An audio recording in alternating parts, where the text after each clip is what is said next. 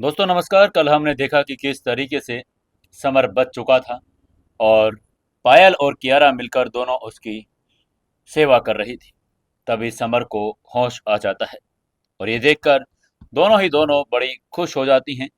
Summer को होश तो पहले भी आ चुका था, लेकिन वो यही वेट कर रहा था कि कैसे न कैसे करके ये दोनों लड़कियां यहाँ से चली जाए। लेकिन जब वो तंग आ गया तो उसने अपनी आंखें खोलनी ही पड़ी। दोस्तों नमस्कार, मैं मनदीप आपका सुकून एफएम चैनल पर स्वागत करता हूं। कैसे हैं आप सभी? दोस्तों कल मैंने वीडियो के आगे हमारे जो दूसरा चैनल है मिस्ट्री कार्टून वाला चैनल, उसका वीडियो लगाया था। अगर आप लोगों ने अभी तक वो चैनल सब्सक्राइब नहीं किया है तो जल्दी से जाकर मिस्ट्री कार्टून चैनल को सब्सक्राइब कर लें। और अगर आपको लिंक नहीं मिल रहा है तो इस वीडियो के डिस्क्रिप्शन में मैं उसका लिंक डाल रहा हूं, तो आप वहां से जाकर हमारे दूसरे चैनल को सब्सक्राइब कर सकते हैं। और वहां पर जितनी भी वीडियो आएंगी सारी की सारी वीडियो वीडियो के साथ होंगी और जिसमें बड़े ही अच्छे तरीके से आपको दिखाया भी जाएगा। और दोस्तों बड़े ही खुशी की बात है कि आज हमारी कहानी की सेंचुरी होने जा रही है। आज हम सुनेंगे 100वां एपिसोड। 100वें एपिसोड की खुशी में जितने भी दोस्त आज सुनेंगे, कम से कम आज 1000 लाइक तो वीडियो पर होने ही चाहिए। तो आप लोग जल्दी से जल्दी सभी के सभी लाइक करेंगे और कम से कम 100 कमेंट तो आज होने ही चाहिए। तो दोस्तों जो भी सुने इस कहानी को, अपनी सीक्रेट घर जमाई कहानी को एक कमेंट करके ज़रूर से ज़रूर बताना कि आपको आज तक की कहानी कैसी लगी है। तो सेंचुरी पर इतना तो दोस्तों बनता ही है कि हम सभी के सभी कमेंट जरूर करें। और देखो 100 कमेंट तो आज आप सभी करेंगे ही करेंगे। और मुझे पता है मुझे बार बार बोलने की ज़रूरत नहीं है, आप आज बिना ही कहे ये काम तो करके दिखा देंगे। मैं भी देखता हूँ कि जो मेरे दोस्त कहानी सुनते हैं वो कितना प्यार अपने इस चैनल सुकून एफएम को देते हैं। तो 100 कमेंट तो ज़्यादा बड़ी बात नहीं है, तो सभी के सभी एक एक कमेंट जरूर करना। चलिए आज की कहानी शुरू करते हैं। सीक्रेट घर जमाई एपिसोड नंबर 100वां। तभी पायल ने एक्साइटेड होकर कहा, समर तुम होश में आ गए। तभी मॉन्क भी उसके पास आया और उसने कहा, बॉस आप उठ गए। समर को जागते देखकर कियारा और पायल और बाकी सभी की आवाज में भी खुशी आ गई थी। सब के सब उत्साह से भर गए थे। लेकिन समर अभी भी ये नहीं कह सकता था कि वो वास्तव में इस समय होश में आ रहा था। वो पूरे समय सोने का नाटक ही कर रहा था, अन्यथा उसके आसपास के लोग निश्चित रूप से नाराज हो जाते। वो केवल धीरे धीरे खांस सकता था और दिखावा कर रहा था कि वो अभी भी उसे पूरी तरीके से होश नहीं आया है। समर ने उन्हें दुखी देखकर कहा, मुझे थोड़ी भूख लगी है, तुम दोनों मुझे साफ करना बंद करो। क्या तुम मेरे लिए कुछ खाना लेकर आ सकते हो? उसका दुख भरा चेहरा देखकर कियारा और पायल उलझन में पड़ गई।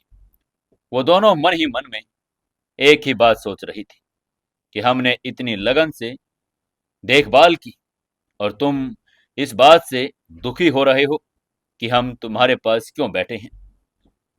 तभी मोंक ने सबसे पहले सुविधा अनुसार समर के लिए पहला कटोरा लेकर आते हुए कहा, बॉस ये कुछ औषधीय सूप है, क्योंकि आप होश में आ रहे हैं, इसे जितना संभव हो उतना पी लीजिए।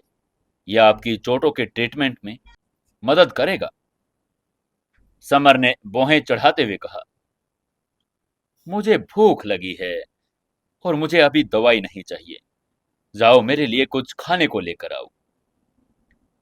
कल रात जब वो बेहोश था तो मोंक ने समर को पेट भर कर दवा खिला दी थी, इसलिए अब उसके शरीर में वो पहुंच चुकी थी और वो उससे भर गया था।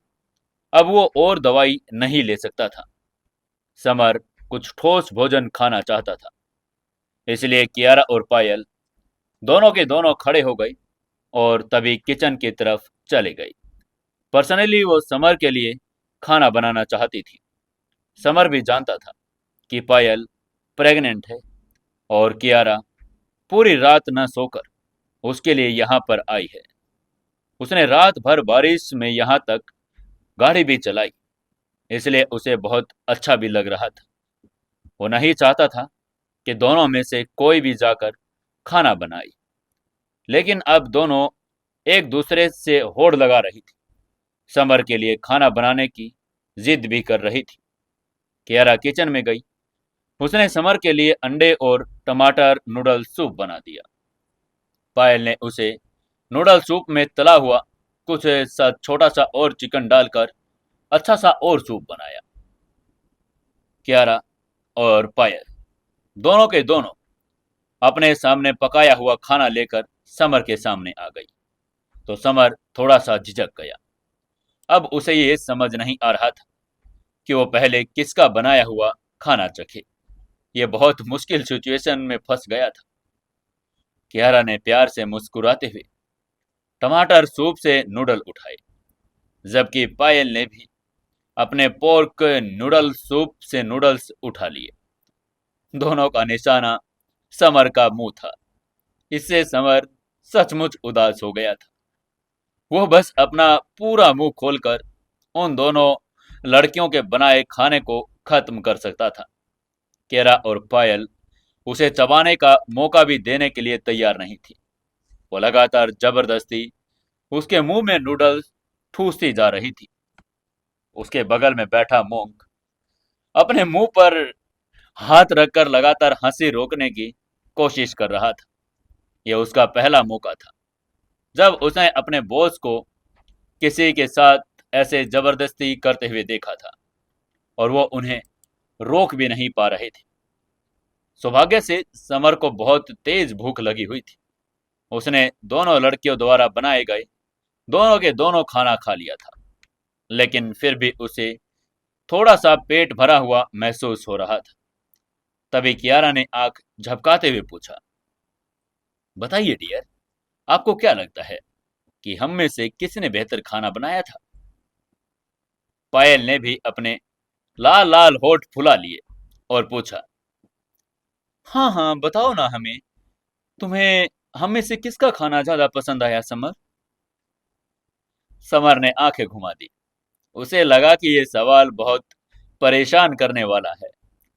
उसने मन ही मन कहा, ओह शिट यार, क्या तुम दोनों कोई रचनात्मक सवाल पूछ सकती हो? मुझे पूछ रही हो कि खाना किसने बेहतर बनाया?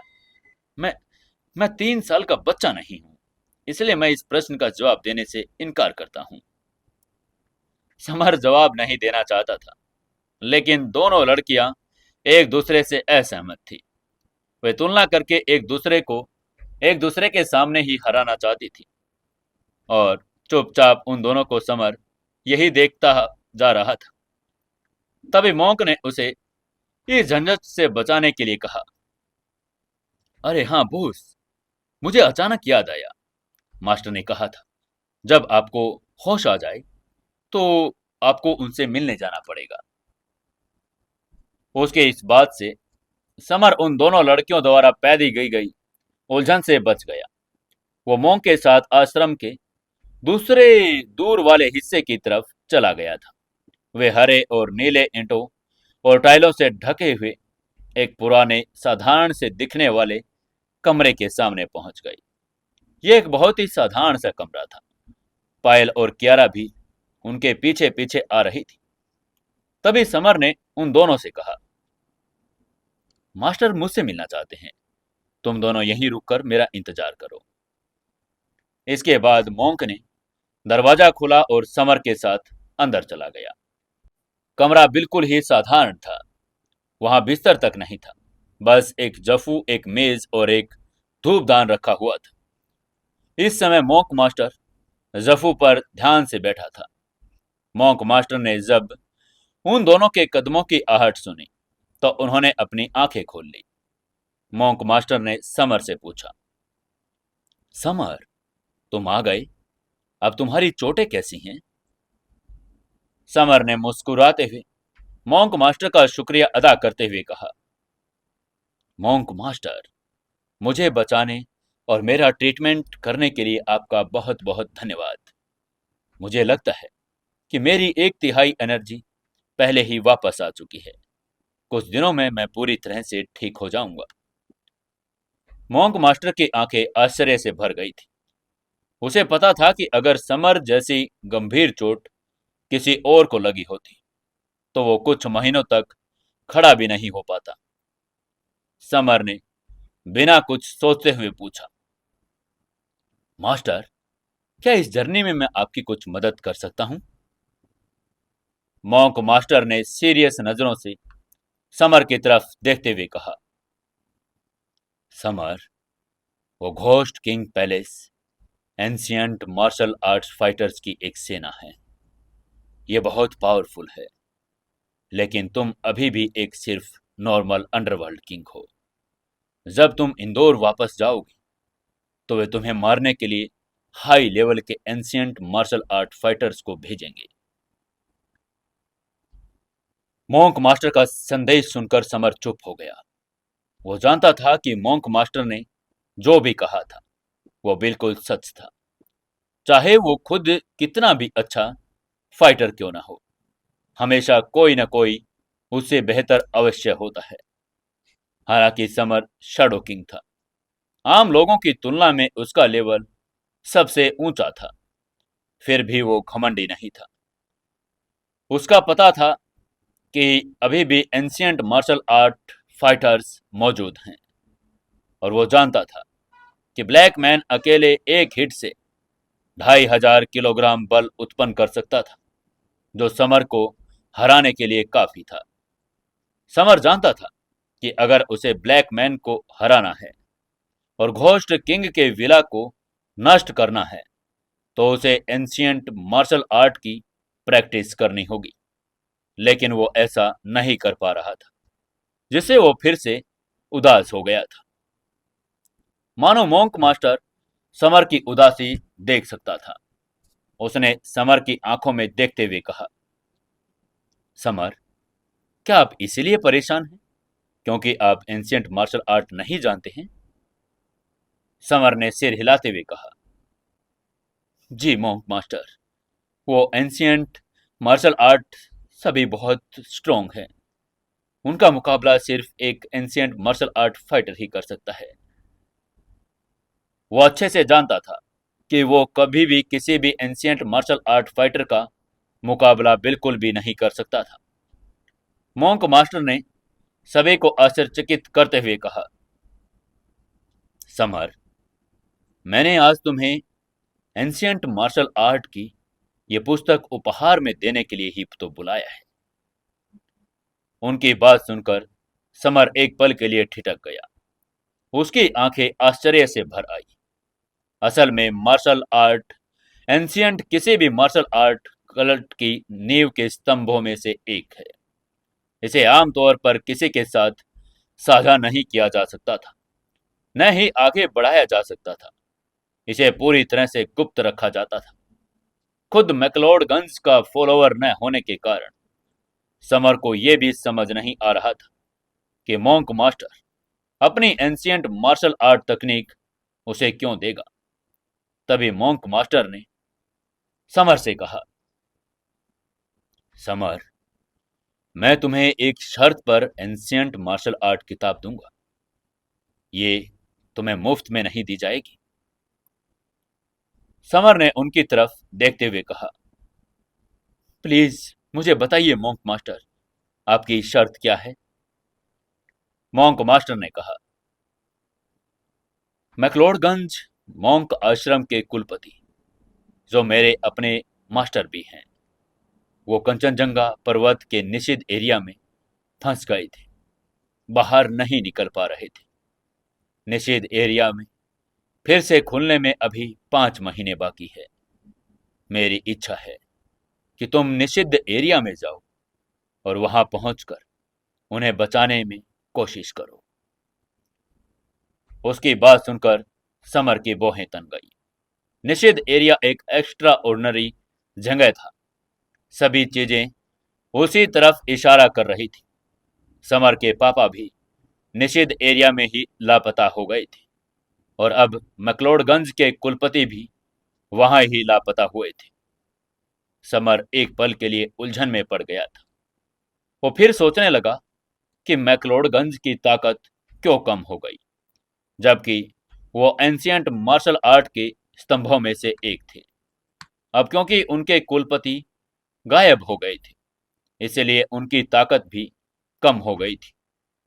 ये सब सोचते हुए समर ने सिर हिलाते हुए मॉन्क मास्टर से कहा, मॉन्क मास्टर, मैं आपसे वादा करता हूं, 5 महीने बाद जब मैं निषिद्ध एरिया में एंटर करूंगा, अगर मुझे वहां पर मैक्लोडगंज के कुलपति मिल गए तो मैं उन्हें वहां से बचाने की पूरी पूरी कोशिश करूंगा।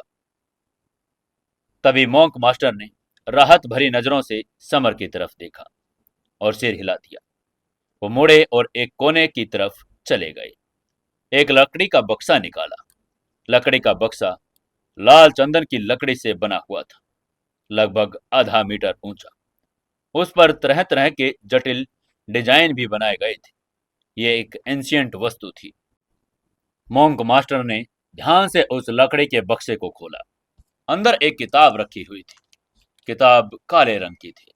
उसके पन्ने पीले पड़े हुए थे, मानो कई सालों पहले की वो किताब हो। मॉन्क मास्टर ने थोड़ा सा मुस्कुराते हुए कहा, समर, एंशियंट मार्शल आर्ट की ये पुस्तक अब तुम्हारे लिए है। और उस पुस्तक को समर के हाथों में दे दिया। समर ने उस काली किताब के पुराने पन्नों को ध्यान से देखा, जिसके कवर पर बड़े बड़े अक्षरों में टू मार्शल एम्परर टेक्निक लिखा हुआ था। जब उसने किताब खोली तो उसमें सिर्फ 3 पन्ने थे। उसके बाद उसमें कुछ भी नहीं लिखा हुआ था।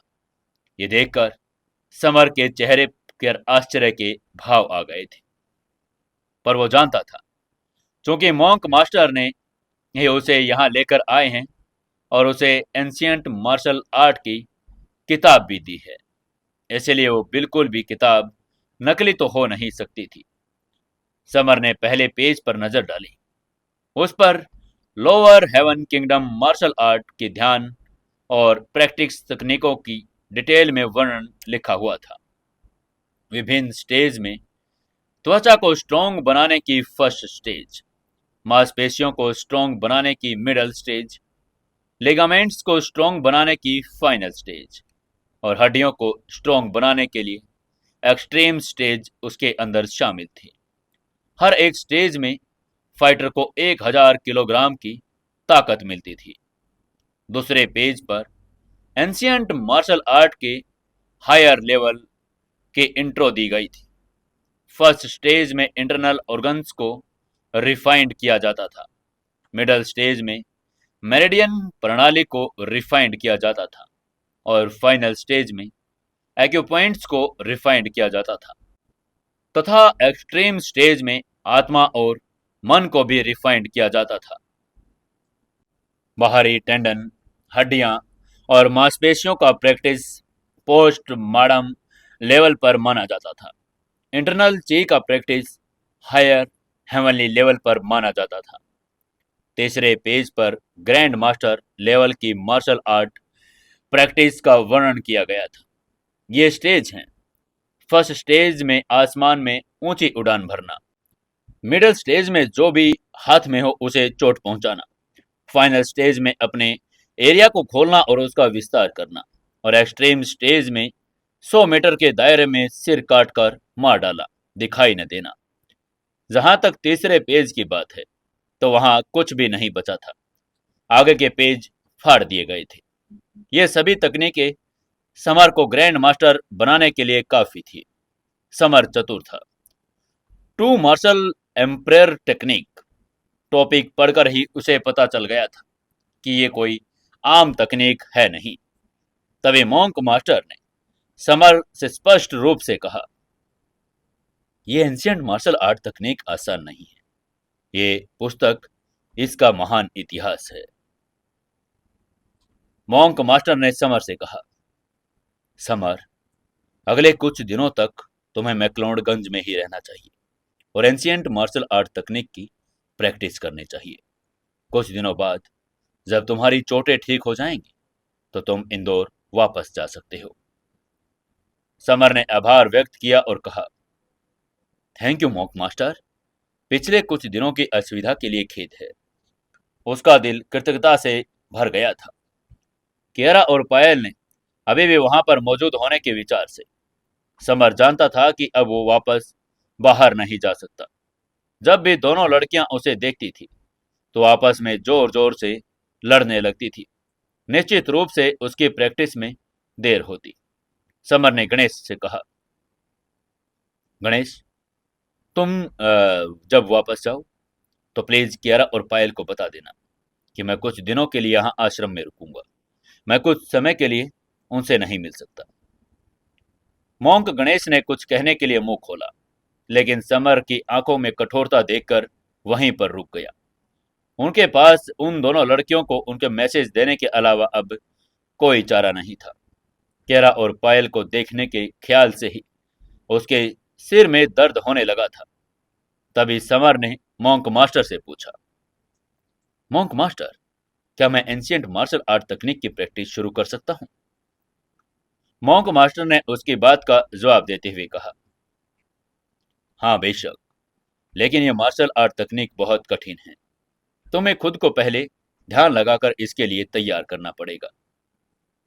मॉन्क मास्टर की अनुमति से समर ने एक चटाई ली और जमीन पर पालथी मारकर बैठ गया। और लोअर हेवन किंगडम का पहला पेज उसने पढ़ना शुरू कर दिया। लोअर हेवन किंगडम की फर्स्ट स्टेज त्वचा संवर्धन की प्रैक्टिस थी। जैसा कि नाम से ही स्पष्ट था, यह त्वचा के लिए एक्सरसाइज थी। मानव शरीर की त्वचा बाहरी वातावरण के संपर्क में सबसे अधिक रहती है। यह चोट लगने की सबसे अधिक संभावना भी रखती है। इसलिए फर्स्ट स्टेज त्वचा को तब तक ट्रेन करना था जब तक कि वो लोहे की दीवार की तरह सख्त न हो जाए।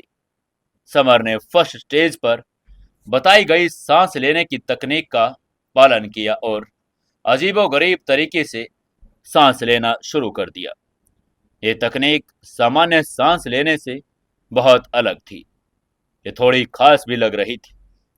जब समर ने पहली बार शुरुआत की तो सांस रोके रखने के कारण उसका पूरा शरीर असहज महसूस कर रहा था, मानो कोई उसकी नाक दबा रहा हो और वह पानी के नीचे डूब रहा हो।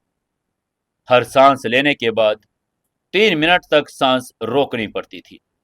अब थोड़ी देर की प्रैक्टिस के बाद समर का चेहरा और शरीर सांस रोककर रखने से आग की तरह लाल हो गया था। मॉन्क मास्टर जमीन पर तभी एक और चट्टाई पर बैठ गए। समर का लाल लाल चेहरा देखकर वो हल्के से हंसा, क्योंकि उसने भी अपनी युवा अवस्था में ऐसे मार्शल आर्ट तकनीक की प्रैक्टिस करते हुए यही अनुभव किया था। मॉन्क मास्टर ने अपनी आंखें बंद कर ली। समर को प्रैक्टिस करते हुए न देखने का फैसला किया, क्योंकि वो जानता था कि इस प्रक्रिया के शुरुआती स्टेज में कितनी कठिनाई आती थी। एक साधारण व्यक्ति के लिए एंशिएंट मार्शल आर्ट तकनीक एक बिल्कुल नया एरिया होता था, जिसके लिए उसे बिल्कुल भी शुरुआत से शुरुआत करनी पड़ती थी। समर ने कई बार कोशिश की, लेकिन हर बार वो 3 मिनट से ज्यादा अपनी सांस नहीं रोक पा रहा था। उसे त्वचा की एक्सरसाइज का फर्स्ट स्टेज भी असंभव लग रहा था। हालांकि समर के सारे प्रयास विफल रहे, फिर भी वो निराश नहीं हुआ। अगर एंशिएंट मार्शल आर्ट तकनीक ध्यान तकनीकें इतनी आसानी से की जा सकती तो अब तक कई लोग एंशिएंट मार्शल आर्ट फाइटर कब के बन चुके होते। एंशिएंट मार्शल आर्ट की प्रैक्टिस के लिए हाई नेचुरल एबिलिटी की आवश्यकता होती थी। टैलेंट और इंसाइट के बिना प्रैक्टिस के बावजूद भी कोई इस प्रक्रिया को पूरा नहीं कर सकता था। क्या समर में टैलेंट था? बिल्कुल था। उसमें इंसाइट भी थी। इन नेचुरल गुणों के बिना वो शैडो किंग कभी भी नहीं बन सकता था। अरबों खरबों लोगों के ऊपर उठकर मानवता के शिखर पर वो कभी पहुंच भी नहीं सकता था। लेकिन एंशिएंट मार्शल आर्ट तो एक अलग ही पहाड़ था जिस पर वो चढ़ना चाहता था। वो अभी अभी इसके संपर्क में आया था, इसलिए वो बिल्कुल जीरो से शुरुआत कर रहा था। ये बिल्कुल अलग एरिया था और इस एरिया में वो सबसे कमजोर व्यक्ति था, मानो किसी पहाड़ पर चढ़ते हुए। ब्लैकमैन पहले ही पहाड़ की ढलान पर पहुंच चुका था, लेकिन समर अभी भी सबसे नीचे था।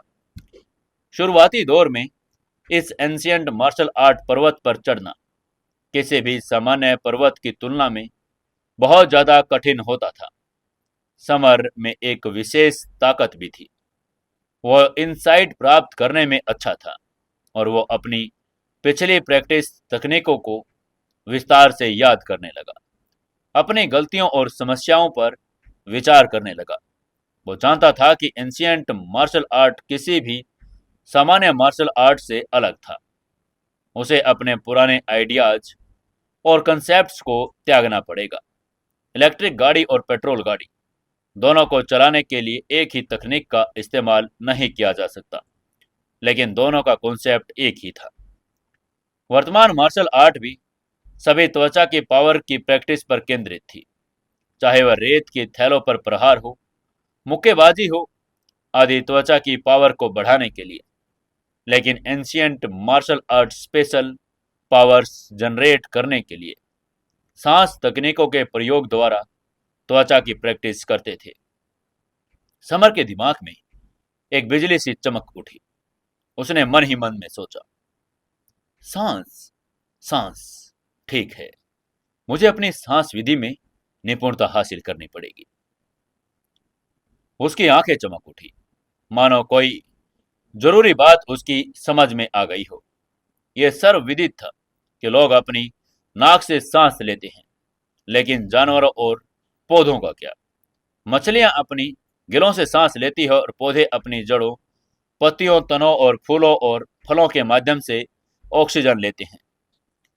पौधों में अपने शरीर के हर हिस्से से सांस लेने की क्षमता होती है, लेकिन मनुष्य, जो पौधों से कहीं ज्यादा उन्नत और प्रजाति का माना जाता है, क्या उसके लिए भी अपने शरीर के हर हिस्से से सांस लेना संभव है? शरीर का हर कोई सा भी अंग हवा के संपर्क में आता है तो त्वचा ही आती है। अगर त्वचा जड़, पत्ती, फूल और फल के बराबर होती तो क्या वो भी सांस ले पाती? ये सोचकर समर ने किताब में बताई गई सांस लेने की तकनीकों का पालन करना शुरू कर दिया। हालांकि इस बार उसने अपनी त्वचा से सांस लेने की कोशिश की और अपनी नाक को जाल से ढक लिया।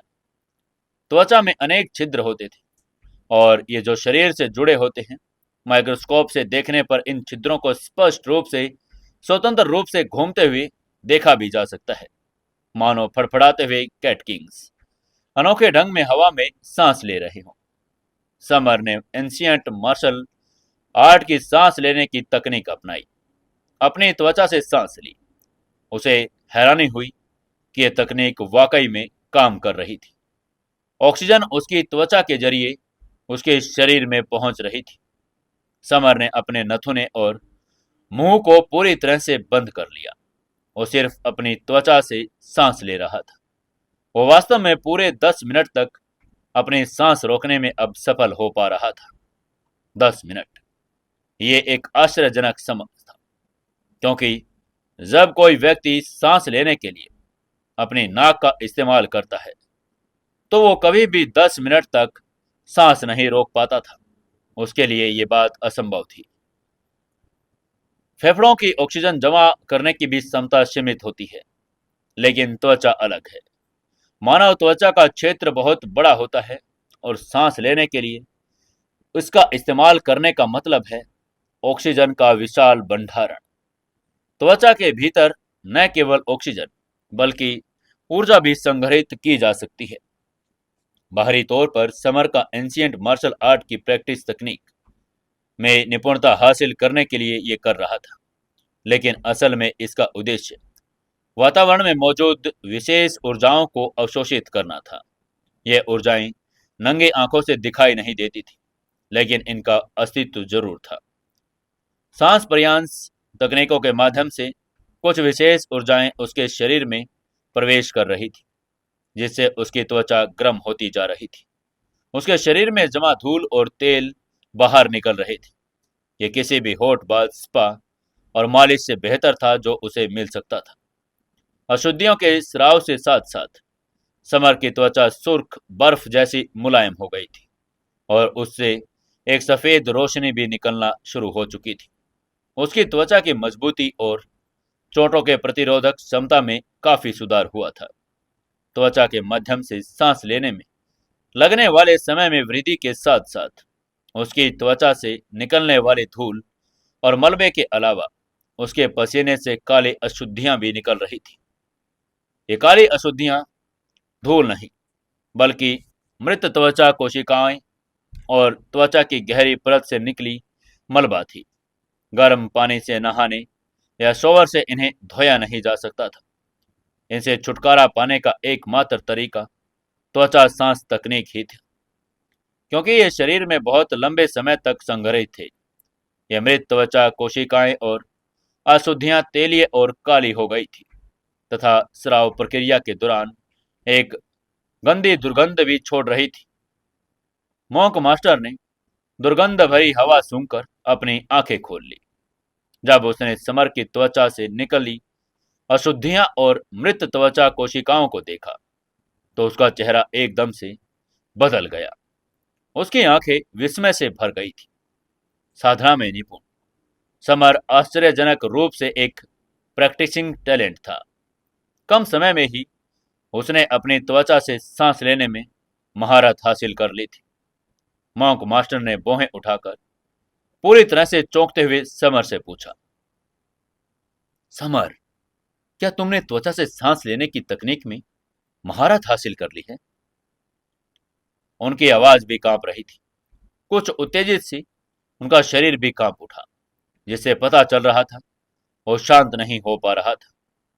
समर ने अपना सिर हिलाते हुए कहा, जी मास्टर, मैंने त्वचा से सांस लेने में महारत हासिल कर ली है।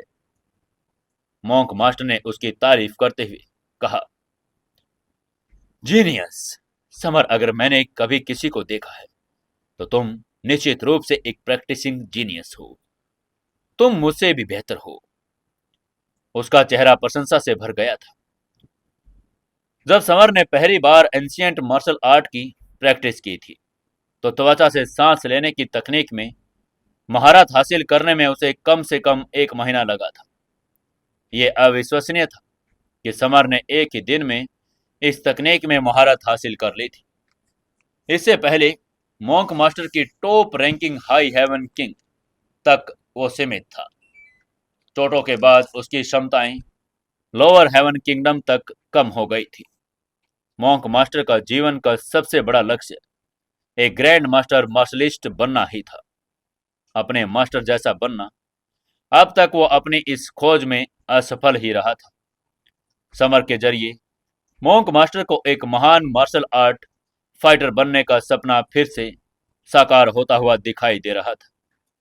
उसे अपने मास्टर को निषिद्ध एरिया से वापस लाने की आशा भी दिखाई देने लगी थी। जब उसने पहली बार समर को प्रैक्टिस करने के लिए तकनीक दी थी तो मॉन्क मास्टर ने इसे सिर्फ एक प्रयोग के तौर पर सोचा था। आखिरकार समर तो शैडो किंग था, उसमें बेदाग गुण तो होने ही चाहिए थे। मॉन्क मास्टर को जिस बात ने पूरी तरह हैरान कर दिया था वो ये थी कि समर ने न सिर्फ अद्भुत गुण थे बल्कि वो इंसानों से भी बढ़कर था। उसने एक ही दिन में त्वचा से सांस लेने में महारत हासिल कर ली थी। मॉन्क मास्टर ने अपने जीवन काल में समर जैसा प्रतिभाशाली व्यक्ति कभी देखा भी नहीं था। तभी समर ने मुस्कुराते हुए कहा, मॉन्क मास्टर, ये सांस तकनीक वास्तव में अद्भुत है। मुझे ऐसा लग रहा है जैसे मेरे शरीर के घाव बिल्कुल ठीक हो गए हैं। इस बार समर को बहुत गहरी चोट आई थी। पिछली रात सूप की दवा पीने के बाद उसकी 1/3 चोटें ठीक हो गई थी।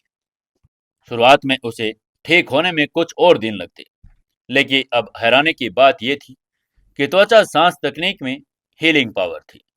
न सिर्फ उसके घाव ठीक हो गए थे बल्कि उसकी त्वचा के सारे निशान भी गायब हो गए थे।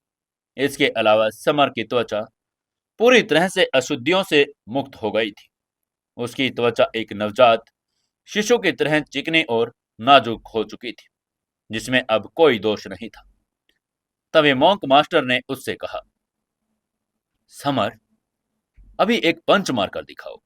चलो तुम्हारी ताकत को चेक करके देखते हैं। तभी समर ने सिर हिलाया और हवा में एक जोरदार पंच मार दिया। उसका पंच से तुरंत दो जोरदार धमाके हुए, जिससे हवा में दो गोले बन गए। एक जोरदार विस्फोट और हवा का छेद 1000 किलोग्राम के बराबर था। दो जोरदार विस्फोट 2000 किलोग्राम ताकत के बराबर थे। त्वचा सांस में निपुणता हासिल करने के बाद समर की ताकत 1000 किलोग्राम से बढ़कर 2000 किलोग्राम तक पहुंच गई थी। तभी मॉन्क मास्टर ने बधाई भरी नजर से कहा, समर, बधाई हो। अब तुम एक एंशिएंट मार्शल आर्ट फाइटर हो। तुम लेवल लोअर हेवन किंगडम के फर्स्ट स्टेज पर पहुंच गए हो। मॉन्क मास्टर की बात सुनकर समर का दिल खुशी से भर गया। उसने मन ही मन में सोचा, तो ये है एंशिएंट मार्शल आर्ट की पावर, इतनी पावरफुल, वाह। समर को अपने शरीर में शक्तिशाली ऊर्जा और अपनी त्वचा की मजबूती महसूस हो रही थी। सामान्य हथियार उसकी त्वचा को खरोंच भी नहीं सकते थे। समर ने मॉन्क मास्टर से पूछा, मॉन्क मास्टर, मेरी चोटें ठीक हो गई हैं, क्या मैं अब इंदौर वापस जा सकता हूँ? वो पिछले कुछ दिनों से इंदौर से बाहर था। उसे अपने घर और दोस्तों की याद आ रही थी। वो इंदौर को अब अपना घर मानता था। मॉन्क मास्टर ने समर को सावधानी पूर्वक सूचित करते हुए कहा, बेशक, लेकिन इंदौर जाने के बाद तुम्हें एंशिएंट मार्शल आर्ट की प्रैक्टिस करते रहना होगा। फर्स्ट स्टेज अपेक्षाकृत आसान था, लेकिन जैसे जैसे तुम आगे के स्टेज पर पहुंचोगे तो ये धीरे धीरे कठिन होता जाएगा। उनकी बात सुनकर समर ने सिर हिलाया। उसे समझ आ गया था कि उसने अपनी इंसाइट से त्वचा सांस के फर्स्ट स्टेज पर महारत तो हासिल कर ली थी। उसने पौधों की शारीरिक से प्रेरणा ली, जिससे उसे त्वचा सांस लेने में महारत हासिल करने में सफलता मिल गई। हालांकि एंशिएंट मार्शल आर्ट की प्रैक्टिस धीरे धीरे और भी कठिन होती जा रही थी। समर का दिल अविश्वास से भरा हुआ था। वो जानता था कि उसके पास अलौकिक प्रतिभाएं और इंसाइट है। वो इन अभ्यासों में महारत हासिल करने में सफल होगा, चाहे कितनी भी कठिनाइयां क्यों न आ जाए। मॉन्क मास्टर ने समर से बाहर निकलते हुए समर को एक ध्यान तकनीक दी और उसे ध्यान रखने के लिए कहा कि वो उसे हमेशा अपने पास रखे। इससे प्रैक्टिस के दौरान जब भी उसे कोई कठिनाई आएगी तो वो इस ध्यान तकनीक से उसकी मदद हो सकेगी। तभी संतुष्ट होकर समर मॉन्क मास्टर के कमरे से बाहर निकल गया और उसने अपने रेस्टिंग प्लेस पर जाना सोचा। जैसे ही समर कमरे में आया, कियारा, पायल, मिस्टी, एलिस, टीम के बाकी सभी मेंबर्स ने उस पर नजरें गड़ा दी। सभी हैरान होकर समर की ओर ही देख रहे थे। तभी समर ने सवालिया अंदाज में पूछा, तुम लोग ऐसे क्यों देख रहे हो? क्या मेरे चेहरे पर फूल लगे हैं?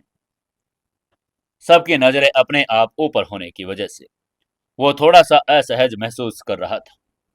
सभी ने सिर हिलाया और एक साथ मजाकिया अंदाज में कहा, अरे आपके चेहरे पर तो सचमुच फूल लगे हुए हैं। एलिस सबसे पहले उछलकर समर की तरफ दौड़ी। उसके गालों पर चुटकी काटते हुए खिलखिलाकर बोली, बॉस, आपने कौन सी दवाई खा ली है? आपकी त्वचा इतनी चिकनी, इतनी कोमल कैसे हो गई है? ये तो मेरी त्वचा से भी बेहतर है। दोस्तों, जब तक समर एलिस को दवा के बारे में बताए, तब तक आप वीडियो पर एक लाइक कर दो, एक शेयर कर दो। और आज हमने जो टारगेट लिया है 100वें एपिसोड पर, हम 100 कमेंट तो जरूर करेंगे। तो सभी के सभी एक एक कमेंट जरूर से जरूर करें और 100 कमेंट करने में अपनी भागीदारी जरूर दें। तभी कियारा ने अपनी पलकें झपकाते हुए कहा, जान, क्या आप ब्यूटी पार्लर गए थे? आपकी स्किन डायमंड की तरह चमक रही है, एक भी दाग नहीं है। उसकी आवाज में प्रशंसा के भाव थे। कियारा की त्वचा भी अद्भुत थी, गोरी और कोमल। लेकिन क्योंकि वो पिछली रात सोई नहीं थी, उसकी त्वचा भी फीकी लग रही थी। उसकी आंखों के नीचे अब डार्क सर्कल उभर आए थे। समर की अद्भुत त्वचा को अचानक देखकर उसे स्वाभाविक रूप से अब जलन महसूस हो रही थी। तभी समर ने आत्ममुग्ध होकर कहा, ऐसा तो इसीलिए है क्योंकि मैं पहले से ही सुंदर हूं। इन लोगों को उसकी त्वचा में आए इस बदलाव के कारण तो नहीं पता थी, लेकिन समर को हर छोटी छोटी बात पता थी। उसने एंशियंट मार्शल आर्ट के लोअर हेवन किंगडम के फर्स्ट स्टेज त्वचा सांस की प्रैक्टिस कर ली थी। यह एंशियंट मार्शल आर्ट की एक उच्च स्तरीय तकनीक थी। इसे उसकी त्वचा के सारे डेड सेल्स, मुहासे, ब्लैक हेड्स और बाकी सभी अशुद्धियां बाहर निकल जाई। इसने उसकी त्वचा को कठोर बना दिया, जिससे वो एकदम चिकनी और कोमल लग रही थी। बेशक मोंग मास्टर ने पहले ही समर को निर्देश दे दिए थे कि वो कोयारा समेत किसी को भी अपनी एंशियंट मार्शल आर्ट प्रैक्टिस के बारे में न बताए, क्योंकि ये एंशियंट तकनीक सेक्ट एक रहस्य थी। अगर उसको अपने मास्टर को न बचाना होता तो वह कभी भी समर को एंशियंट मार्शल आर्ट तकनीक ध्यान कभी नहीं देता। तभी एलिस ने समर के चेहरे की लालिमा देखकर हैरान होते हुए पूछा, बोस क्या अब ठीक हो गए हैं? एलिस ने समर की चोटों को अच्छी तरह से देखा था। उसकी चोटें 2 दिन से कम में ठीक नहीं हो सकती थी, लेकिन अब वो सिर्फ एक ही दिन में ठीक हो गई थी। इसलिए वो बहुत ज्यादा हैरान हो गई थी। समर ने अपना सिर हिलाते हुए कहा, मेरे घाव अब पूरी तरह से ठीक हो गए हैं, इसलिए हम आज इंदौर वापस जा रहे हैं। उसकी बात सुनकर पूरी टीम उत्साहित हो गई थी। वे आश्रम के लाइफस्टाइल के आदी नहीं थे, क्योंकि वह बहुत सारे नियम और कायदे थे। अगर वे इंदौर वापस चले गए तो उन्हें कुछ भी करने की आजादी होगी। वे सभी इसी स्थिति में आनंद लेना चाहते थे। समर ने अपनी सारी छोटी मोटी चीजें पैक कर ली। दरअसल वो बस उल्का का ब्लेड था, जो उसे हेल किंग से मिला था। ये तलवार एक शक्तिशाली हथियार थी। समर ने इसे अस्थायी रूप से अपने पास रखने का फैसला कर लिया था, क्योंकि उसका किलिंग खंजर हेल किंग के पास था। समर, कियारा और पायल, बाकी सभी लोग भी मैकडोलगंज से इंदौर के लिए निकल पड़े। उन्हें उनके लिए आने के लिए पहले मोंक मास्टर, मोंक और अभिराज को व्यक्तिगत रूप से उन्होंने विदा करने भी सोचा था। मोंक को इंदौर जाना था, लेकिन समर ने उसे मोंक मास्टर की चोटों का इलाज करने के लिए मैक्लोडगंज मोंक आश्रम में ही रहने को कहा था। अभिराज बहुत छोटा था, इसलिए मोंक मास्टर को वहां रहना ही था। समर अपने पूरे समूह के साथ इंदौर की तरफ चल पड़ा था। लंबे सफर के बाद समर, बाकी सभी इंदौर पहुंच चुके थे। समर सबसे पहले अपने घर गया। आमतौर पर केवल समर और कियारा ही विला नंबर 13 में रहते थे, लेकिन अब पायल, मिस्टी, एलिस, डेथ गॉड और बोल्ड मैन सभी उनके साथ थी, इसलिए लिविंग रूम में थोड़ी भीड़ हो गई थी। होस्ट होने के नाते समर और कियारा को उनकी मेहमान नवाजी भी करनी ही थी। बाहर जोरदार बारिश हो रही थी, इसलिए सभी बाहर खाना खाने भी नहीं जा सकते थे। इसके बजाय उन्होंने ऑनलाइन ऑर्डर करके घर पर ही सामान मंगवाया और समर ने घर पर ही कुछ और डिशेज भी बना ली। खाना खाते खाते कियारा और पायल फिर एक दूसरे पर टूट पड़े, मानो दोनों लड़कियों के बीच झगड़ा कम हो रहा हो। एलिस भी उसमें शामिल हो गई थी। मैक्लोडगंज में उनके प्रवास के दौरान एलिस ने पायल की देखभाल की थी, इसलिए उनके बीच थोड़ी दोस्ती भी हो चुकी थी। इसके अलावा कियारा समर की पत्नी थी, और यह स्वाभाविक था कि कियारा को अपनी प्रेम प्रतिस्पर्धी वो मानती थी। ये उनके खाने के तरीके से साफ पता चल रहा था। जब भी कियारा समर की प्लेट में खाना रखती, पायल और एलिस भी वैसा ही करती। कियारा चतुर थी। उसे एलिस और पायल के बीच के गहरे रिश्ते का अंदाजा हो चुका था। वो पीछे हटने वाली भी नहीं थी। उसने तुरंत मिस्टी को भी लड़ाई में अपनी तरफ से शामिल कर लिया था। कियारा ने मिस्टी से कहा, मिस्टी, समर की प्लेट में भी कुछ खाना डाल दो, जो उसके बगल में बैठी थी। मिस्टी ने सिर हिलाया। वो समझ गई कि पायल और एलिस ने एक गुट बना लिया है। क्योंकि कियारा उसके साथ बहुत अच्छा बिहेव करती थी, इसलिए वो भी कियारा के साथ मिलकर काम करने लगी थी। इसलिए मिस्टी ने भी समर की प्लेट में खाना डालना शुरू कर दिया था। बोल्ड मैन और डेथ गॉड दोनों उनके बगल में बैठे थे। इस सिचुएशन में अपनी हंसी छिपाने की वो पूरी कोशिश भी कर रहे थे। पहली बार उन्होंने बॉस को इतना बेबस होते हुए देखा था। समर को भी समझ नहीं आ रहा था कि वो करे तो करे क्या। वो सभी लड़कियां उसे प्यार करती थी। अगर वो किसी का खाना लेने से मना कर देता तो वो नाराज हो जाती। लेकिन अब जब समर ने त्वचा से सांस लेने में महारत हासिल कर ली थी तो उसकी भूख काफी बढ़ भी गई थी। इसलिए वो चारों लड़कियों द्वारा उसकी प्लेट में परोसा गया खाना खाने में कामयाब हो गया। समर की प्लेट खाली देखकर क्यारा और पालो दोनों चौंक गए। वो दोनों मन ही मन में यही सोच रही थी कि कितना खाना खा जाकर वो कहीं बीमार ना हो जाए। हालांकि समर के अगले वाक्य ने उन्हें हंसी से लोटपोट कर दिया। उसने कहा, लड़कियों, क्या तुम्हें मेरी थाली में खाना डालने में मजा नहीं आ रहा? प्लीज, मुझे अभी और भी भूख लगी है। लड़कियों ने जोर से अपनी आंखें घुमाई और मन ही मन में कहा, खाओ खाओ, तुम जितना खाना चाहते हो खाओ। ये कहते हुए उन्होंने समर की प्लेट में और खाना डालना शुरू कर दिया। समर ने टेबल पर पड़ा सारा खाना खत्म कर दिया। बाकी बोल्डमैन और डेथ गॉड ने भी खा लिया था। अब उनके सामने कुछ भी नहीं बचा था। टेबल पर सिर्फ खाली प्लेटें ही बची थी। समर ने अपने पेट पर हाथ फिराते हुए हंसते हुए कहा, ओह, मैं वास्तव में अभी भी भूखा हूं। वो सच कह रहा था। जब से वो एक एंशियंट मार्शल आर्ट फाइटर बना था तब से उसकी भूख बहुत ज्यादा बढ़ गई थी। कम से कम पहले की तुलना से तो 3 गुना 4 गुना हो चुकी थी। सभी लड़कियों के चेहरे पर कड़वाहट के भाव थे। वे सिर्फ दूसरी तरफ घुमाकर उसे इग्नोर कर रही थी और वो थोड़ी दुखी भी थी। वो कंपटीशन में इतना बिजी हो गई थी कि समर की थाली में खाना डालने के चक्कर में वो खुद तो कुछ खाना ही भूल गई थी।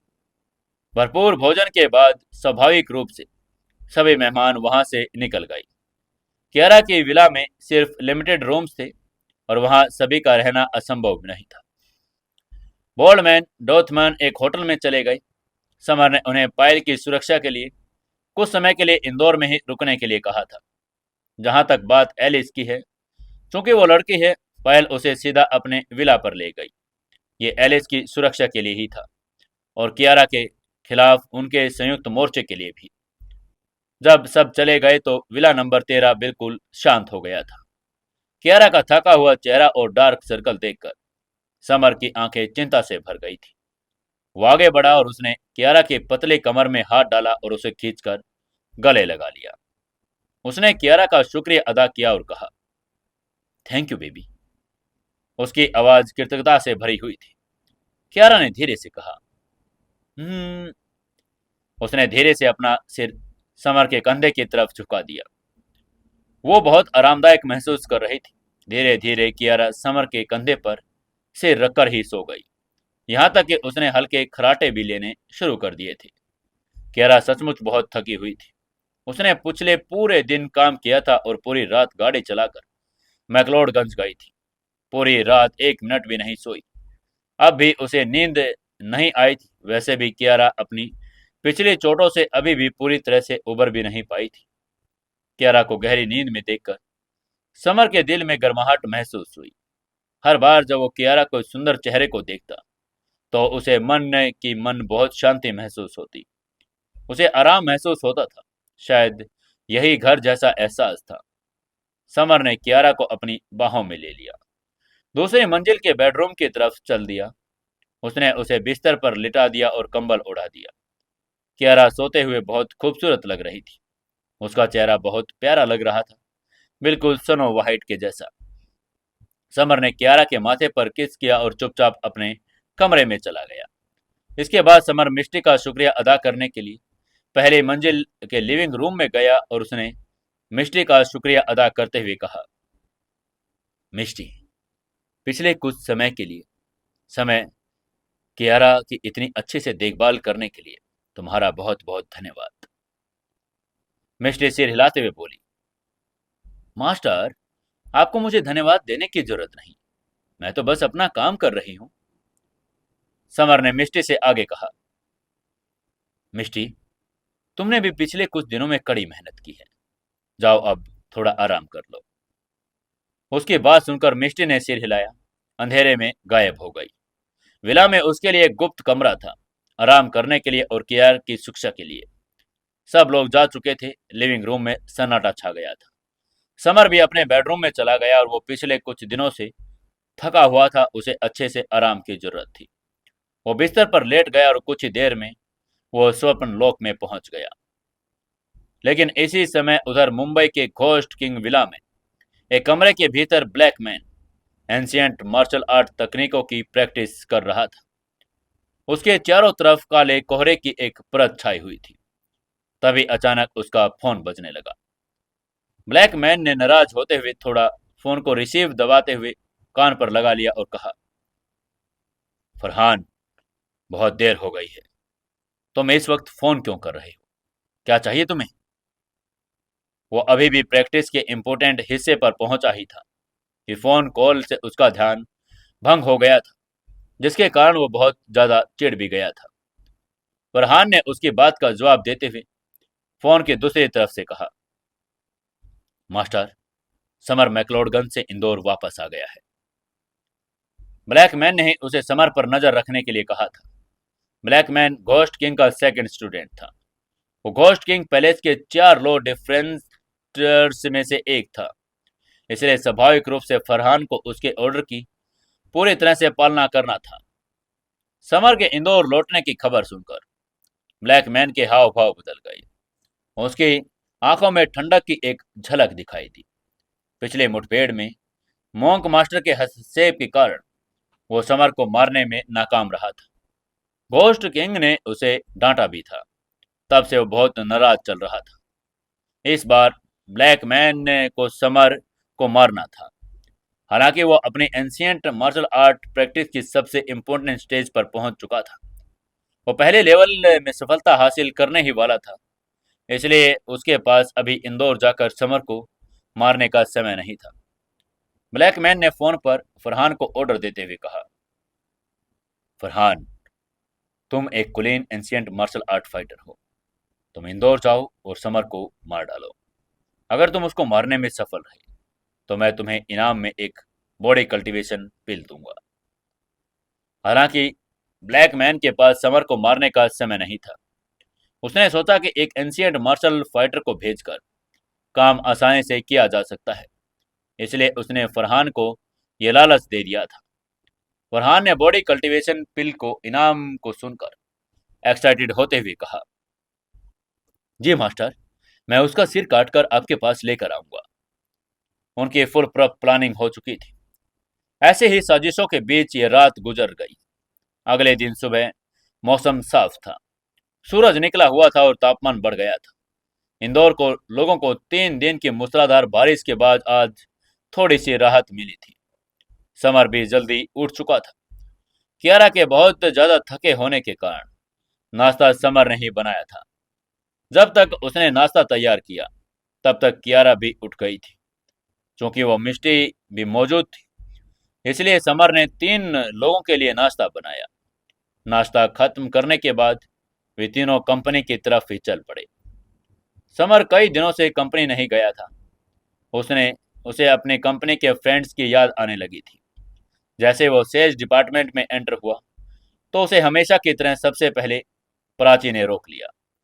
प्राची का चेहरा साफ, गोरा और कोमल था। उसकी त्वचा कोलेजन से भरी हुई थी। उसकी गुलाबी रंग एक प्रोफेशनल सूट भी उसने पहना था, जो उसकी त्वचा और चेहरे को और भी खूबसूरत बना रहा था। आज उसका फिगर बहुत अट्रैक्टिव भी लग रहा था। समर ने एक बार चुपके से झांका, फिर एक और बार। जब भी वो प्राची को देखता तो खुद को उत्तेजित होने से रोक नहीं पाता था। प्राची एक नाजुक फूल जैसी थी। उसकी खूबसूरती बाकियों से अलग थी। तभी प्राची ने अपनी आवाज में थोड़ी निराशा के साथ कहा, समर, तुम इतने दिनों से ऑफिस क्यों नहीं आए हो? क्या तुम मुझे बिल्कुल भूल गए हो? पहले समर ऑफिस से आने के लिए बहुत एक्साइटेड रहता था। कभी कभी देर भी हो जाती थी तो कम से कम ऑफिस तो आता ही था।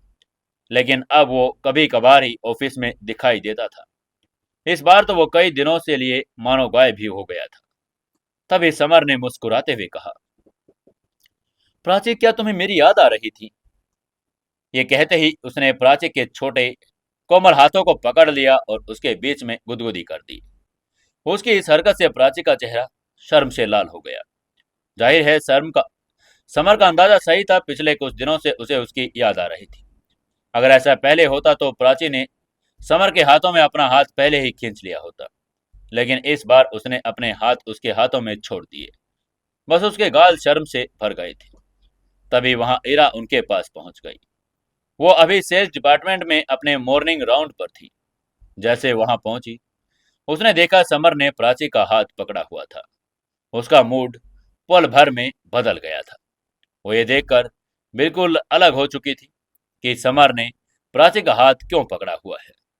अब क्या करेगी इरा? दोस्तों, ये हम कल देखेंगे। और अभी आप जल्दी से जाकर एक कमेंट कर दीजिए, एक शेयर और एक लाइक जरूर से जरूर करना। आज 100 कमेंट तो सबको करने ही करने हैं। चलिए कल फिर मिलेंगे एक नए एपिसोड के साथ, 101वें एपिसोड के साथ।